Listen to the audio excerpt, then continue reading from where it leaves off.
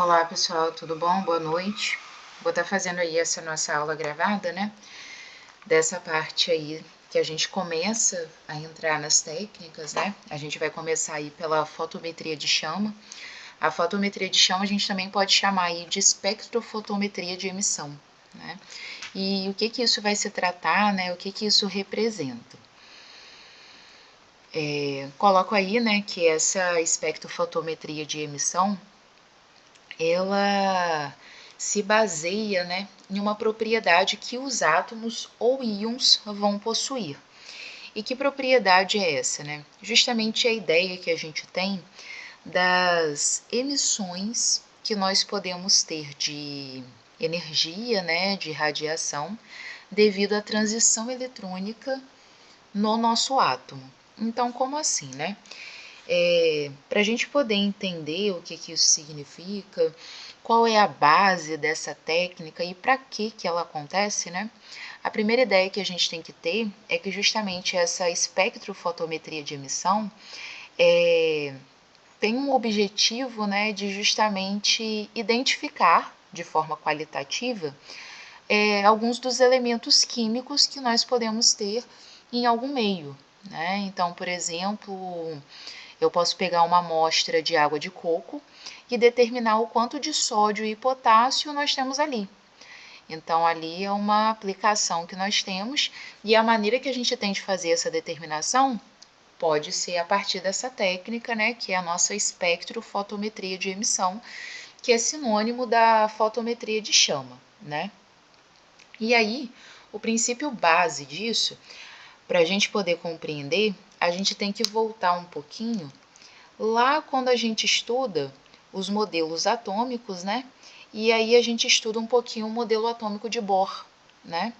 Então, relembrando aí um pouquinho o modelo atômico de Bohr, então vou botar aqui, ó, relembrando um pouquinho sobre Bohr. Ele imaginava o átomo, né? Ele concebia o átomo como tendo um núcleo. Nesse núcleo a gente tem as partículas, né, positivas e neutras. E ao redor do núcleo nós temos aqui, o que eu estou colocando de preto, a nossa eletrosfera. Na nossa eletrosfera, nós temos aí as nossas camadas. Então, a eletrosfera ela é formada por camadas, né? O que nós podemos chamar também de níveis de energia. E aí, uma coisa importante que a gente tem que saber é o seguinte: quanto mais afastado o nível de energia estiver do núcleo, maior a energia que ele possui, né? Então, esse primeiro nível, ele tem uma energia. Então, por exemplo, esse primeiro nível aqui, ele tem uma energia menor do que esse segundo nível, e esse segundo nível tem uma energia menor que o terceiro, e assim sucessivamente, né? Então, se a gente tiver um elétron que esteja, por exemplo, aqui, ó, tem um elétron no nível 2. Se esse elétron ele sofreu uma excitação, o que isso significa, né? Se esse átomo ele ganhar uma energia proveniente de qualquer meio, no nosso caso, a energia vai vir da chama, né? Por isso uma fotometria de chama. A chama, então, né, tá acontecendo ali uma reação exotérmica, né? Ela libera energia e libera calor. Então, os átomos que ficam submetidos a essa chama, eles absorvem essa energia. Então, quando eles absorvem essa energia, o que acontece com esse elétron? Esse elétron ele sai de um nível de energia menor e ele salta para um nível de energia maior, que quanto mais afastado do núcleo, maior a energia, né? Então, quando esse elétron salta para um nível mais energético, a gente vai falar que o átomo, nesse momento, ele fica um átomo excitado. Um átomo excitado é porque justamente ele não está mais na sua condição de estabilidade, né? Ele não está mais energeticamente estável. E aí o que vai acontecer? Quando eu tenho esse átomo que tem esse elétron agora, que absorveu energia, então esse átomo ele fica nesse estado de excitação porque aconteceu uma absorção de energia.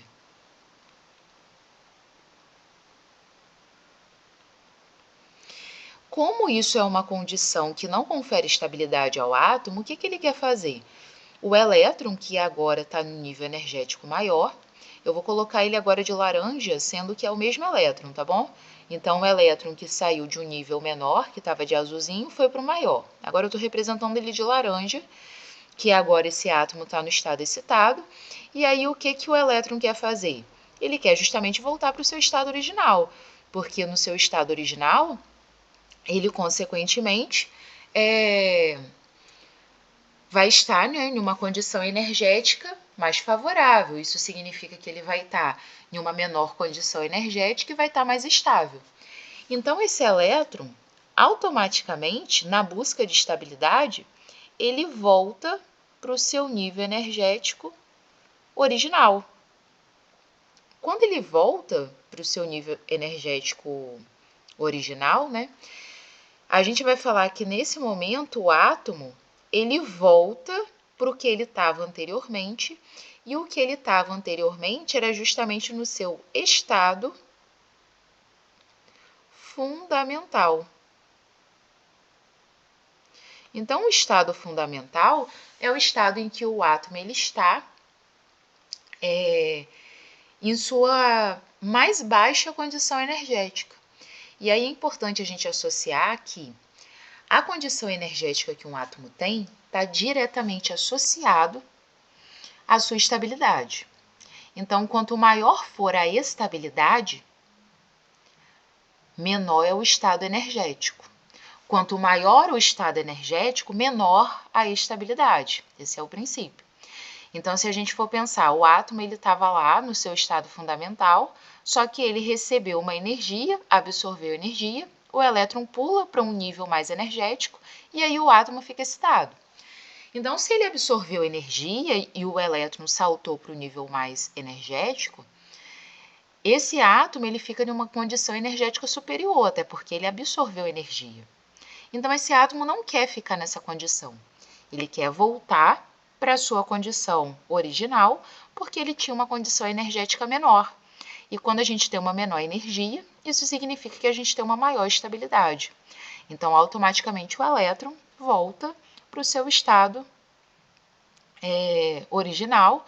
Então, ele volta para o nível em que ele estava, e aí o átomo volta para o seu estado fundamental.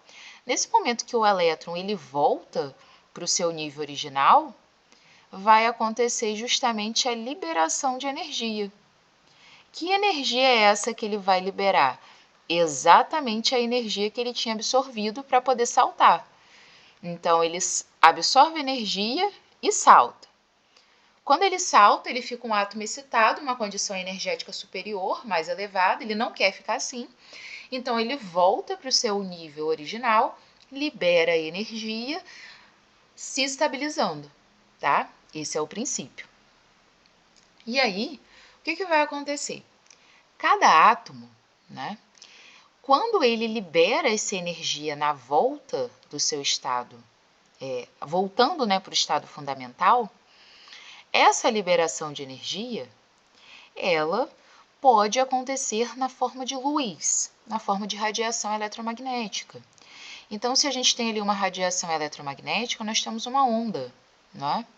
E aí acontece que essa energia que é liberada, ela, de acordo com a característica do seu elemento, vai liberar em diferentes comprimentos de onda, tá?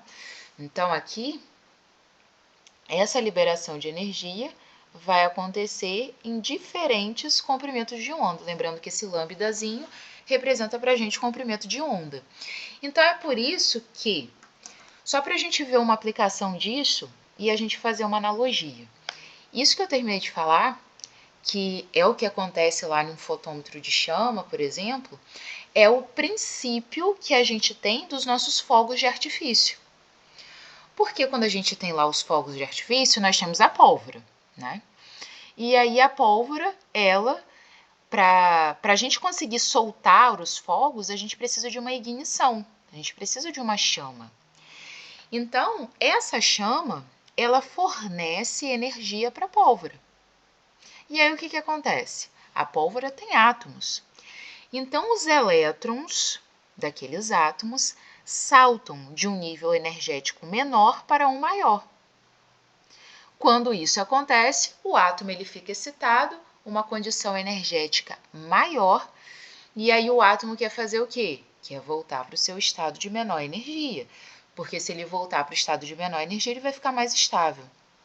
Então, o elétron ele salta de volta para o seu nível original, o átomo volta para o seu estado fundamental, e quando esse elétron salta, ele libera energia na forma de luz.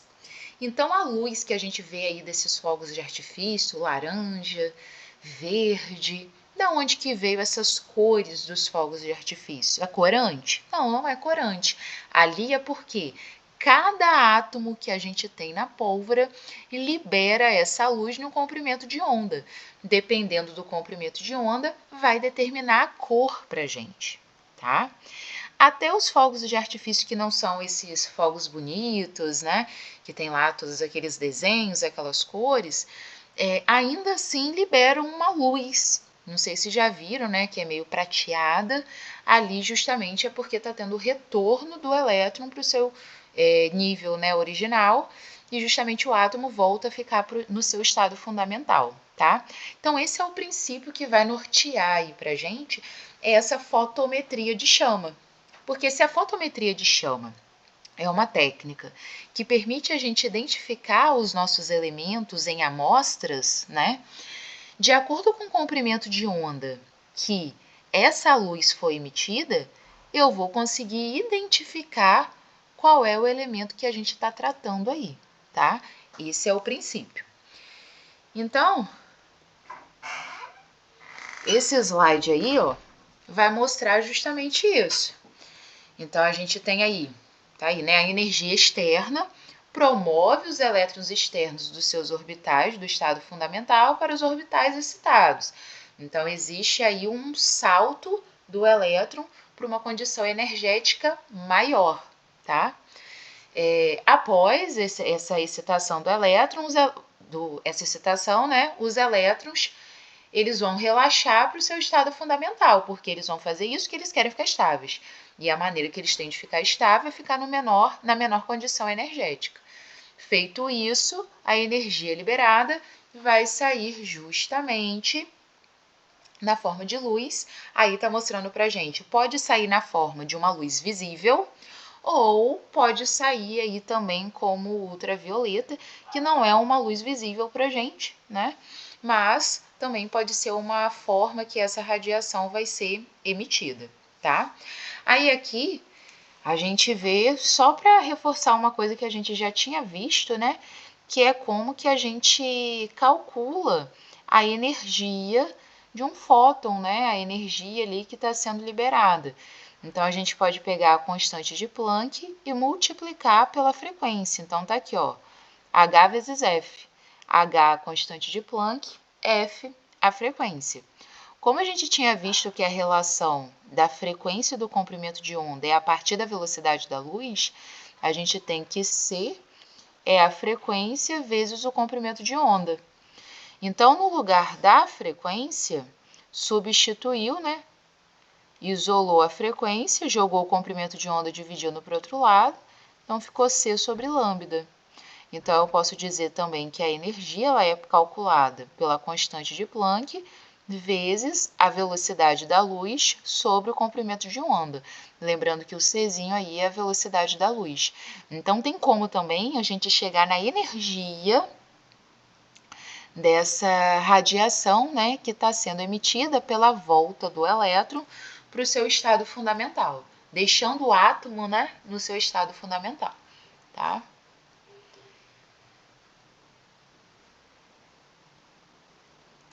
Então, aqui, né, justamente mostra pra gente, porque olha só, para a gente conseguir esse fenômeno, fato é que a gente precisa de uma energia externa. Porque o elétron ele só vai saltar de um nível de menor energia para o nível de maior energia se ele tiver energia para isso. Porque como eu coloquei aqui em cima, ó, isso só vai acontecer, ó, esse salto aqui, ó. Deixa eu botar de roxo de novo. Esse salto aqui, ele só vai acontecer se o átomo absorver energia. O elétron ele não consegue saltar de um nível de menor energia para um de maior energia se não tiver absorção de energia. Então, se o átomo precisa absorver energia para poder o elétron saltar de nível, e aí o átomo vai ficar excitado, a gente precisa de uma fonte, né? Então, aqui mostra, né, que as fontes energéticas convencionais utilizadas aí nessa técnica, normalmente, nós temos a chama, o arco elétrico e a centelha elétrica, né? Então, coloquei aí algumas imagens, mas na realidade, normalmente a gente vai ter mesmo a chama. Tanto que a gente tem aí, como nome, né, a fotometria de chama, tá? E aí, essa fotometria de chama é sinônimo da gente falar que é uma espectrofotometria de emissão, porque a base dessa técnica é justamente a emissão de radiação que os nossos átomos, né, possuem, e é através do comprimento de onda dessa emissão que a gente consegue identificar o átomo que está ali, tá? Exatamente o que eu falei é o que está aí, ó. A caracterização do comprimento de onda da radiação emitida permite identificar o elemento emissor. Então, através do comprimento de onda, eu consigo chegar na identidade do elemento, tá? Por outro lado, a medida da intensidade da radiação pode servir para determinar a concentração do elemento emissor. Então, aí a gente já vê que em relação à intensidade da radiação, já vai estar relacionado à concentração do elemento. Então, a gente vai partir da ideia, né, que quanto maior for a concentração, maior vai ser essa intensidade da radiação, tá? A ideia vai ser essa. E aí eu coloquei aqui bonitinho, não sei se vocês já fizeram isso no laboratório em algum momento, mas é justamente o princípio que acontece naquele teste de chama. O teste de chama mostra exatamente isso pra gente. Então, a gente tem aí uma imagem que nós temos aí 6, né? 6 chamas. Só que essas chamas têm cores diferentes, né? Então, nós temos aí a chama do potássio, estrôncio, cobre, sódio, boro e lítio. Por que que cada uma dessas chamas tem essas colorações diferentes? Justamente porque quando acontece a volta do elétron, quando a gente tem a chama, tem energia no meio, os elétrons saltam para o nível energético maior. Isso deixa ele instável, então o elétron volta para o nível energético menor, emitindo radiação.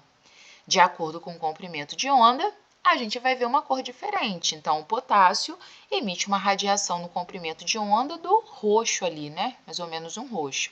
O estrôncio no comprimento do rosa, o cobre do verde, o sódio do laranja. Por mais que as nossas chamas, né, de forma geral, as colorações que a gente vê é azul e laranja. Dependendo da combustão, a gente tem uma predominância ali da cor. Combustão completa, chama azul. Combustão incompleta, a gente tem uma chama amarelada, né?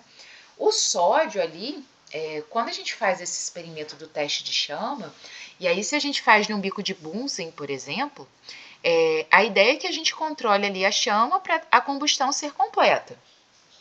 A combustão sendo completa, a chama ela vai ser azul. Se eu colocar ali alguma amostra que tenha sódio, isso vai fazer com que aquela chama azul fique laranja, porque justamente vai ter excitação do átomo, o elétron vai voltar para o seu estado fundamental e a radiação vai ser liberada no comprimento de onda do laranja.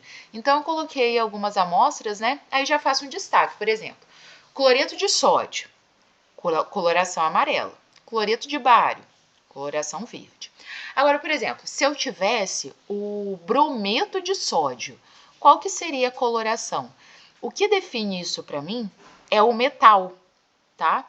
Então, independente do sal que se tenha, cloreto de sódio, sulfeto de sódio, brometo de sódio, iodeto de sódio. O metal é o sódio. Então, é o sódio que é responsável por emitir no comprimento de onda do amarelo. Então, não importa qual seja o sal que a gente esteja utilizando. O que importa é o metal que compõe aquele sal, que é o sódio. O mesmo funciona para todos os outros, para o bário, o estrôncio. Percebam que os exemplos que a gente tem aí, até o cobalto, é tudo cloreto. Necessariamente precisa ser cloreto? Não, poderia ser brometo, iodeto, não iria fazer diferença na cor, tá?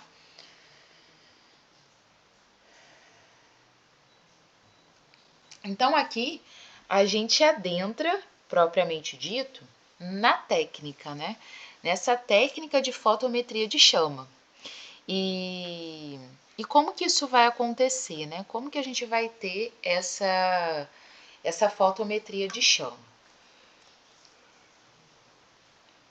Eu vou fazer o contrário, eu vou falar esse slide, depois eu volto no anterior, né? Então, tá aí pra gente um esqueminha, né? De como que vai acontecer o processo dentro do nosso equipamento. Então, a gente, aqui embaixo, né, eu coloquei um desenho ilustrativo mostrando pra gente o fotômetro de chama, né?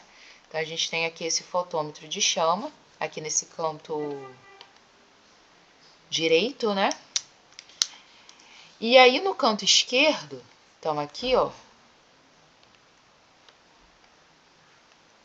aqui é o nosso equipamento, né? Uma ilustração do equipamento. Agora, aqui nós temos o esquema que representa o que está acontecendo dentro do equipamento. Então, a gente tem aqui, né, a nossa amostra. Essa amostra, né, quando a gente vai trabalhar com ela, essa amostra ela precisa estar em solução, tá? Essa amostra não pode estar no estado sólido. Por que não poderia estar no estado sólido, né? No estado sólido, ela iria apresentar uma concentração muito elevada que o equipamento ele não consegue detectar na concentração tão elevada. Então, essa análise, né, quanto mais diluída está a minha solução, melhor é para a detecção dos elementos que eu quero.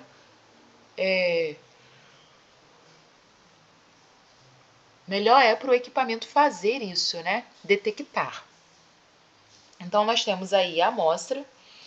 E aí, a gente tem aqui, ó, como se fosse um caninho aqui, né? Eu vou escrevendo em cima e vou apagando para não ficar tão embolado, mas é só para vocês verem aonde eu tô. Porque eu não sei se, como eu tô gravando a tela, né, talvez apareça esse pontinho da caneta, né? Talvez, não sei. Na dúvida eu vou marcando com a caneta. Então, esse caninho vai ser onde a gente vai conseguir sugar a nossa amostra, né? E aí, o que vai acontecer? Quando essa amostra ela é sugada, a gente tem um sistema aqui de um nebulizador, né? E aí, esse nebulizador, qual vai ser a função dele, né? A ideia é que seja gerada como uma névoa dessa amostra. Então, é que a gente tenha gotículas dessa amostra para poder entrar aí no nosso equipamento, tá? E aí, nós vamos ter uma entrada de ar aqui. Então, a gente tem aqui essa entrada de ar. E a gente tem uma entrada de gás também, que vai se misturar a essa amostra. Então, olha só. A primeira ideia que a gente pode ter, né, é o seguinte. Quando a gente bota esse catéter aqui, né, lá na amostra, instantaneamente essa amostra não vai ser sugada, tá? O que vai fazer, né, com que a amostra seja sugada? Vai ser quando a gente começa a injetar o ar. Porque quando a gente começar a injetar o ar, a gente vai gerar uma diferença de pressão no sistema. E aí vai acontecer que a pressão que existe no sistema da amostra, ela vai ser responsável por empurrar essa amostra para dentro do sistema. Então, é como se acontecesse ali, né, uma sucção com essa injeção de ar. E aí, é importante que, quando a nossa amostra entra no sistema, né, nós precisamos ter aí a presença de um gás, que ele seja combustível, e nós vamos precisar de um gás, né, que seja comburente. Qual vai ser a diferença, né, de um gás combustível para um comburente? O gás comburente é aquele que vai alimentar a sua chama. O gás combustível é o que vai fazer com que exista a ignição, né? Então, o ar, como ele tem o gás oxigênio, ele vai funcionar como comburente, ele vai ficar alimentando a chama, tá? Agora, esse gás que a gente injeta aqui, ele é uma mistura como o gás de cozinha. Aqui é uma mistura de butano com propano, tá? Então, a gente tem essa mistura aí. Então, a amostra, ela entra no sistema, ela se mistura com o gás, porque é isso que vai alimentar a chama, tá? Então, se mistura lá com gás combustível, que é o butano e propano, e o gás comburente, que é o ar atmosférico, tá? E aí, vamos dizer, essa mistura, né, da amostra que está sendo pulverizada, não é a melhor palavra, né, mas está através desse sistema nebulizador, está indo como uma névoa, né, então gotículas dessa amostra. E aí, quando chega nessa câmara de mistura, nós temos essas paletas aqui, né, em branco, e essas paletas, elas vão servir para quê? Elas vão servir para reter as partículas maiores. Então, as maiores partículas que a gente tiver ali dessa mistura, elas acabam saindo aqui no descarte. Porque partículas muito grandes, gotículas muito grandes, isso prejudica lá na frente na análise. Então, quanto menor for a nossa gotícula, melhor é, tá? Então, esse descarte serve, né, para poder destacar justamente as substâncias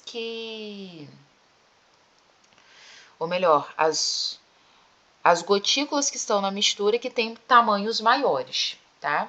Esse é o princípio. E aí, depois que se passa por essa câmara de mistura, tem meio que essa filtragem, né, do tamanho aí das gotículas. Esse sistema, ele chega até a chama, né? E aí, quando ele chega até a chama, essa chama, ela está aproximadamente a 1.500 graus Celsius. Ou seja, uma temperatura extremamente elevada. Então, o que vai acontecer nesse momento em que a nossa amostra alcança a chama? Lembrando que a nossa amostra, desde lá do início, ela está em solução. Logo, quando chega na chama, nessa temperatura elevadíssima, a primeira coisa que a gente vai ter uma evaporação do solvente, né? Então, o nosso solvente, ele acaba sendo evaporado, então fica só o sólido, o material sólido no sistema, que é ali o nosso sal, né, que tem o nosso metal. Então, ele vai ficar ali no sistema. E aí, quando o solvente ele é evaporado e o sólido ele fica no sistema, como a temperatura ela é muito elevada, o nosso sólido ele também vai ser vaporizado. Ele também vai para o estado de vapor devido à alta temperatura da chama, tá? E aí, neste momento que a gente tem a presença da nossa amostra no estado gasoso, vai acontecer o processo de excitação do átomo, E aí, com esse processo de excitação do átomo, vai existir a liberação de energia, a emissão de energia, no comprimento de onda específico daquele átomo, né, daquele metal que está presente na substância, tá? Então, a gente vê aqui, ó, depois que sai da chama, a gente tem aqui essa emissão da radiação. Essa emissão da radiação está acontecendo devido à volta dos elétrons para o seu estado original, tá? Aí a gente tem a presença aí de um monocromador. Esse monocromador a gente pode chamar também desse fotodetector. É antes. O monocromador a gente pode chamar do filtro, é a mesma coisa. O filtro tem o objetivo literalmente de filtrar a radiação. Então, se eu estou tendo emissões em diferentes comprimentos de onda, esse filtro ou monocromador vai ter a função de filtrar um comprimento de onda só, que vai ter a característica de uma cor específica, tá? E aí, depois que se passa pelo filtro, a gente chega aí no fotodetector. O objetivo do fotodetector é justamente a gente fazer uma conversão, né, da energia que está sendo emitida ali em... E essa energia, né, que é uma energia ali radiante, da emissão que a gente tá tendo ali na forma de luz,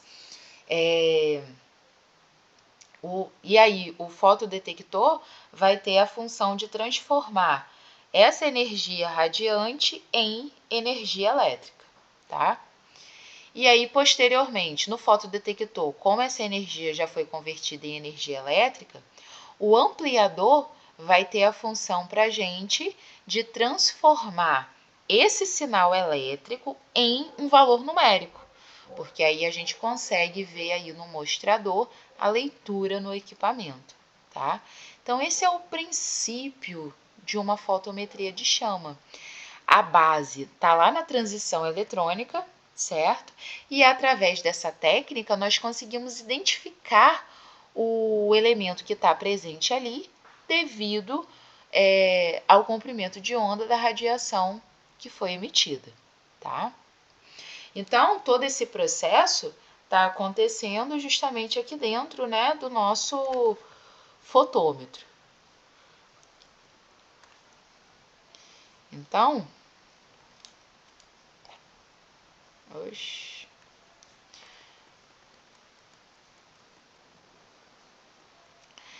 aqui, né, a gente diz, né, que a fotometria de chama tá aí, que é basicamente o método quantitativo. Por que vai ser quantitativo? Porque através da nossa análise, da leitura que for feita no equipamento, a gente vai conseguir quantificar a nossa amostra, tá? E aí, aqui fala, né, para isso é preciso estabilizar e padronizar todos os fatores que interferem na intensidade das emissões. Porque a gente vai ver que durante essa técnica pode-se ter interferências. Possa ser que aquela radiação que está sendo emitida não seja somente do meu alvo, né, da substância alvo. Logo, isso vai interferir. Então, aqui fala, de tal modo que a sua variação seja associada somente à concentração do metal da amostra. Então, é importante, né, a gente estar atento a essas interferências. Então, aqui fala, né, onde que a gente pode aplicar isso aí? Dei um exemplo básico aí, por exemplo, da gente ver a quantidade de sódio e potássio na água de coco. Mas a gente pode aplicar, né, essa ideia em diferentes situações. Então, tá aí na análise, né, de fluidos biológicos, no solo, cimento, vidro, águas naturais, principalmente para determinação de metais alcalinos, tá? Então, é justamente a gente chegar aí na identidade do nosso elemento. Antes da gente seguir aqui, vou voltar rapidinho, porque aqui eu tinha explicado, né, o processo em que vai acontecer dentro do fotômetro de chama. E aí eu tinha pulado, né, essa parte aqui, porque justamente o que está mostrando aí pra gente é o que acontece dentro lá do equipamento. Então, a gente tem, inicialmente, deixa eu botar aqui. Inicialmente, a gente tem a solução. Então, lembrando que a nossa amostra, né, precisa estar em solução. E aí, entra dentro do equipamento, né, no sistema, passa por um sistema de nebulizador, né? Então, a gente pode assimilar isso, fazer uma analogia ao aerossol, né? Porque é exatamente isso que vai acontecer ali no nebulizador. A gente vai ter uma formação como uma névoa, né? Dos elementos ali presentes. E aí, quando a amostra ela entra no sistema, ela é transformada aí como em um aerossol. Essa amostra passa, né, por aquelas paletas, fica detido as partículas que são maiores, e aí chega na chama. Uma chama extremamente quente, então, consequentemente, vai acontecer a evaporação do nosso solvente, ficando sólido. Sendo que esse sólido, devido à alta temperatura, esse sólido ele é sublimado. A sublimação é justamente porque a gente sai do estado sólido e vai para o estado gasoso. Então, a gente tem aí a sublimação do sólido, ele vira gás. E aí, ele virando gás, nós temos aí a possibilidade, né, desse gás se dissociar. E aí, quando ele se dissocia, ele forma os seus íons, né? E aí eu posso ter o fenômeno, né? Seja da dissociação ou da ionização. E aí, posteriormente, a gente tem essa excitação térmica. A excitação térmica é quando lá no átomo do metal, os elétrons, eles saltam de nível, vão para o estado energético mais elevado, o átomo não quer isso, então os elétrons voltam para o seu estado fundamental, liberando a energia, e aí mostra, né, como a gente pode calcular essa energia através da constante de Planck vezes a frequência, tá? Faço um destaque que quando a gente vê aqui, ó, a substância com esse zerinho, por exemplo, esse M0, esse zerinho indica pra gente que essa substância está no estado padrão. Estar no estado padrão significa que está ali no seu estado fundamental, tá? Esse nome. Então, esse é o princípio que a gente vai estar tendo aí nessa nossa fotometria de chama, tá? E aqui, né, mostra pra gente um pouquinho em relação a essa questão da concentração e a intensidade da curva analítica. Então, para a gente poder ter essa ideia, né, é importante que, como primeiro passo para a gente poder fazer uma análise no fotômetro de chama, analisar o comportamento do que está acontecendo, e aí a gente ter um feedback, né, para a gente poder ter ideia, como que isso vai acontecer, né? No primeiro momento, a gente precisa construir uma curva de calibração. Essa curva de calibração ela vai ser construída, né, com base em padrões, tá? Então, vamos ter padrões e através disso a gente começa a construir a nossa curva de solubilidade. Aí eu mostro aí, né, que essa curva de solubilidade no eixo Y, a gente vai ter a leitura do valor da intensidade da emissão, que aparece lá do equipamento. E no eixo X a gente tem a concentração, a quantidade do analito. A gente percebe que a gente tem aí uma reta crescente.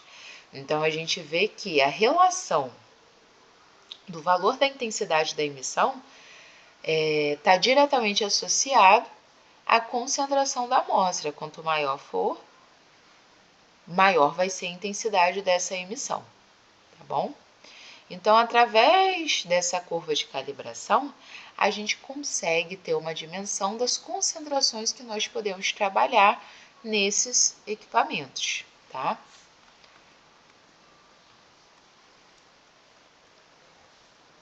E aí, quando a gente fala, né, dessa fotometria de chama, nós temos que ter cuidado com algumas interferências que podem acontecer, tá? Uma dessas interferências é a propriedade da solução.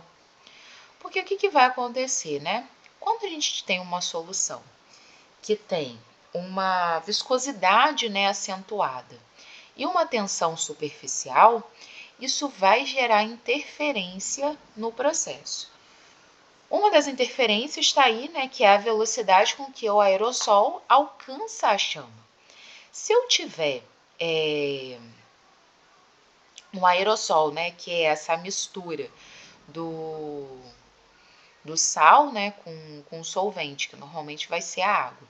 Se eu tenho essa mistura muito viscosa, isso dificulta o processo ali do nebulizador, né, que é fazer ali com que justamente essa amostra fique como uma névoa, né? Então, se a gente tiver uma amostra mais viscosa e que tem uma tensão superficial elevada, dificulta esse processo, tá? E aí, outra coisa fala aqui quanto? No tamanho das partículas, que quando aumentadas, diminui o número que alcança a chama.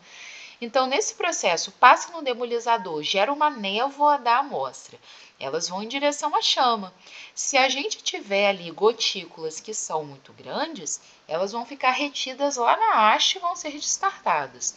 Então, a nossa ideia é que quanto menor a gotícula seja, melhor para que ela possa ter uma maior mobilidade, tá? Outra questão que a gente tem aí é em relação ao efeito dos solventes orgânicos nos espectros de chama. Porque como a gente está vendo que para essa técnica acontecer a gente precisa ter uma solução, a solução ela é formada, né, por um soluto e um solvente. O nosso solvente, né, que a gente mais trabalha é a água, né? A água está sempre aparecendo, mas a gente não tem só água como solvente, né? Nós temos vários outros solventes. Tratando-se então da orgânica, nós temos diferentes tipos de solvente, tá? Aí é que fala que a intensidade da emissão é significativamente aumentada quando se faz uso de álcools, cetonas, éteres puros ou em mistura com água para introduzir a amostra na chama. E aí, para que isso, né? Por que colocar álcool, cetona, éter aumenta a intensidade? Aí tem alguns fatores que que podem responder isso. Um dos fatores é aumentar a velocidade do fluxo devido justamente à viscosidade e à tensão superficial ser baixa. Quanto menor for a viscosidade, menor for a tensão superficial, melhor é para a mobilidade daquelas gotículas, tá? Outro ponto é a contribuição na combustão, são combustíveis. Nesse processo, né, nessa técnica, o nosso equipamento ele tem um controlador de chama. Então, a gente não deixa qualquer chama aí acesa. Então, existe aí um controlador, né? Se o nosso solvente orgânico ele for combustível, vai fazer com que essa chama ela seja mais alimentada, né? E pode acabar até mesmo saindo do controle. Então, isso acaba sendo aí uma interferência. Outro ponto é o baixo calor específico, que justamente diminui a temperatura da chama, tá? Então, aí são pontos de interferências que podemos ter, que não são só esses. Então, eu trago aí também, né, em questão das interferências espectrais. O que é essa interferência espectral, né? É justamente, se aí fala, né, a questão de ter um bom sistema monocromador, porque as interferências espectrais, elas estão justamente associadas ao fato de que se eu estou fazendo uma análise de sódio, se por acaso vier junto comigo potássio, eu também vou identificá-lo, né, colocando no equipamento. Então, isso é uma interferência espectral, né? É quando a gente tem interferências externas de outros átomos, tá? Outra interferência que a gente pode ter aí é essa emissão de fundo. Então, tá aí a observação de uma raia, sempre inclui alguma contribuição da radiação contínua de fundo emitida pela própria chama. Isso pode ser medido aspirando o solvente puro na chama e subtraindo a leitura das medidas com a amostra ou zerando o instrumento enquanto o solvente puro é aspirado. Então, aí é quando a gente tem uma interferência do solvente na emissão, né? Que acaba também sendo um problema, porque se eu quero identificar um metal na minha amostra, eu não posso ter outras emissões, eu só tenho que ter a emissão daquele metal, né? A ideia é essa. E outra interferência aí é em relação a essa autoabsorção. O que vai significar, né, essa autoabsorção? O meu meio, né, nós temos vários átomos ali, inúmeros. E aí o que vai acontecer? Pode acontecer que parte da turma, né, tenha... Perdão, gente, parte da turma foi ótimo. Desculpa mesmo. Nós podemos perceber que parte da nossa amostra, ela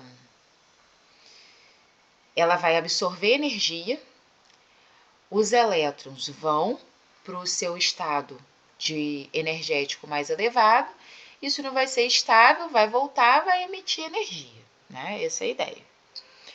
Possa ser que a emissão de determinados átomos no meio faz com que outros átomos absorvam essa emissão.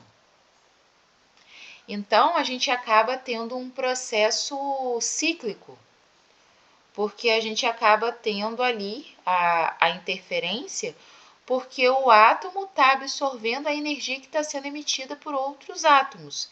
Então, para a gente conseguir ter uma intensidade dessa radiação, né, fazer uma medição, acaba tendo interferência, porque parte dos átomos, ao invés de estar só emitindo, está absorvendo também a energia de outro átomo, né? Então, esse processo aí acaba gerando para a gente processos aí de interferências.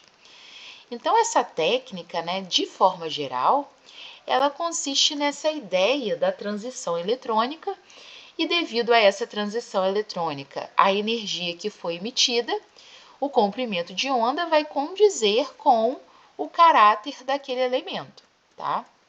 E aí, nessa técnica, né, a nossa amostra, ela não pode estar, né, muito concentrada para a gente conseguir fazer a leitura no equipamento. Ela, quanto mais diluída ela for, melhor é. Então, aqui eu tenho algumas atividades de verificação, que são atividades que elas são mais práticas, que é mais no sentido de, eu tenho uma amostra que aí, né, por exemplo, uma solução estoque aí, que é uma solução que é mais concentrada, que vai ter uma determinada concentração. Se eu colocar essa solução estoque direto no equipamento, ele não lê, porque é uma solução muito concentrada, então a gente vai precisar diluir, né? Então, como a gente pode fazer essa diluição, de qual maneira? Então, os nossos exercícios vão ser muito vinculados a isso. Então, vai estar muito associado à partezinha de soluções, né? Que a gente vê lá na geral 1. Então, a gente precisa associar um pouquinho essa parte de soluções com a nossa análise, com a nossa técnica, tá bom? Então, eu tenho aqui algumas atividades de verificação. Eu vou disponibilizar essas atividades para vocês. E aí, eu vou fazer o seguinte. Na nossa próxima aula, aqui a gente tem 8 exercícios. Na nossa próxima aula, eu vou estar fazendo aí a resolução desses exercícios, para a gente poder ver como que é aplicado, né? Como que pode aparecer aí os problemas para a gente. tá bom? Então, de forma geral, essa é a técnica. A gente teve uma aula aí, né, de 50 minutos. Então, espero que vocês assistam essa aula para vocês terem uma ideia de como a técnica funciona. E na próxima aula a gente está junto aí às 7h10, né? Se Deus quiser, para a gente poder fazer alguns exercícios relacionados a essa técnica, tá bom? Um abraço para vocês.